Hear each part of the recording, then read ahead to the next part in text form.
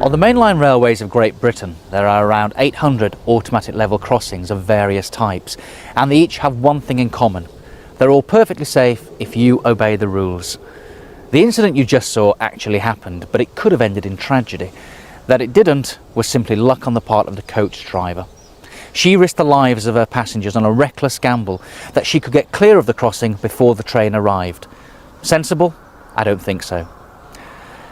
This level crossing is automatic, and unlike the ones we've just seen, has half barriers. More than half of all automatic crossings are of this type. So let's see how it works and how important it is to stick to the rules. The law requires a minimum time of 27 seconds between the train passing the warning point and arriving at the crossing. This is ample time for road users to clear the crossing and gives a safety margin.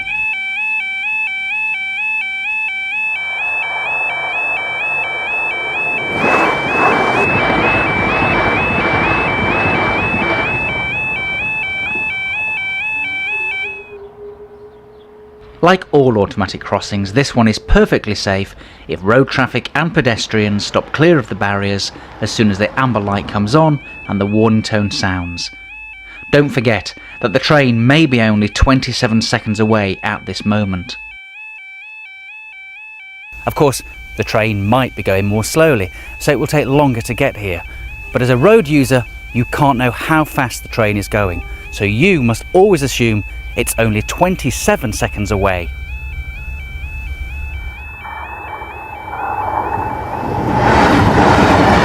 On double lines, these crossings are designed not to reopen if another train is approaching from the opposite direction. Sounds complicated? It isn't really. Watch this. A train is approaching. Just over 30 seconds later, the train passes. But the red lights and warning tones are still going. There's another train coming the other way, and it's not far away. Here it comes on the other line.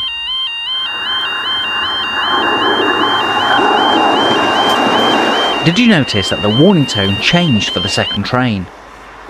Now the crossing opens, and it's safe to cross.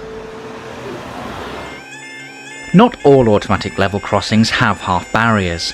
This type is known as an automatic open crossing, locally monitored. When a train is approaching, the warning lights will show and the tone will sound, just like the half barrier crossings. But of course, trains can't stop like cars, so if you jump the lights like that coach driver did, there's every chance you'll be hit by the train. A recent accident on an automatic open level crossing involved a freight train conveying spent nuclear fuel and a lorry. The collision took place at a very low speed, so there was no injury or danger to the public. But be warned, take care on these crossings and don't break the rules. Here at Woodbridge, the crossing is at the end of the platform line. To minimise delay and inconvenience to road users, the crossing remains open when the train is in the platform. When the train is ready to depart, the driver operates a plunger, which starts the road light sequence.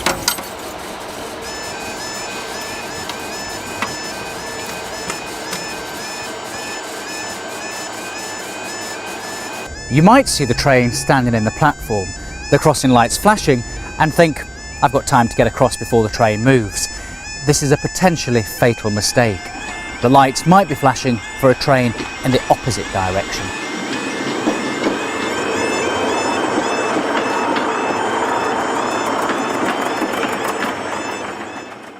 Drivers of large or slow-moving vehicles must stop clear of any automatic level crossing and phone the signalling centre. The phones are here on the post, both sides of the crossing of course. Why do you need to phone the signalling centre? Because a large or slow-moving vehicle is likely to take longer than 27 seconds to clear the crossing. In other words, the train might get here before you're clear. The signaller will tell you when it's safe to cross. If you're driving any type of vehicle and there's a risk of grounding, don't cross. Stop and phone the signalling centre. Getting stuck on a level crossing is a very bad idea. Never drive onto any level crossing unless you're absolutely sure that your exit is clear.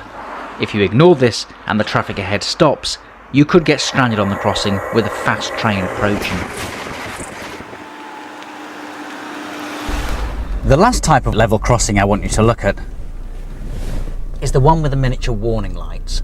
These are mostly found on very minor highways, foot crossings or farm roads. Both road vehicle drivers and pedestrians should take care to cross only when the green light is showing. Before crossing with a large or slow moving vehicle or animals, or if there's any risk of grounding, use the phone to the signaller. Barriers or gates may be provided, and these will need to be operated by the user before crossing with vehicles or animals.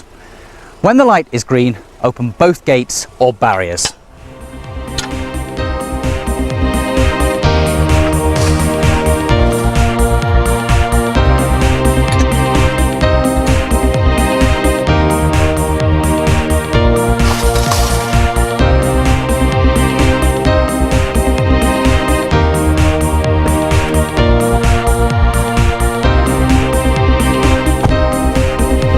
Check that the light is still green before crossing quickly and carefully.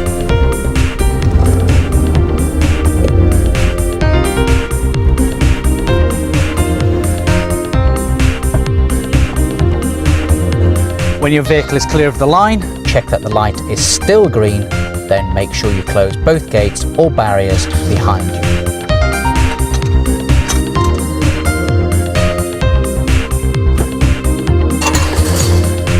All the different types of level crossings we've looked at have one thing in common.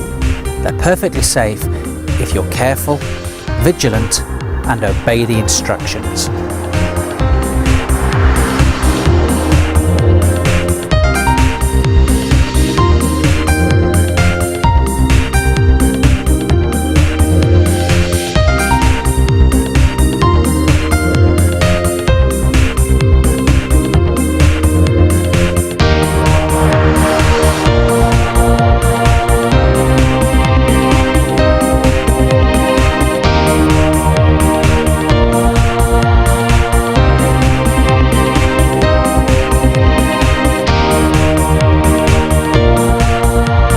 All the signs and instructions relating to level crossings are in the Highway Code, so check it out. Don't break the law and don't take chances with your life or anyone else's.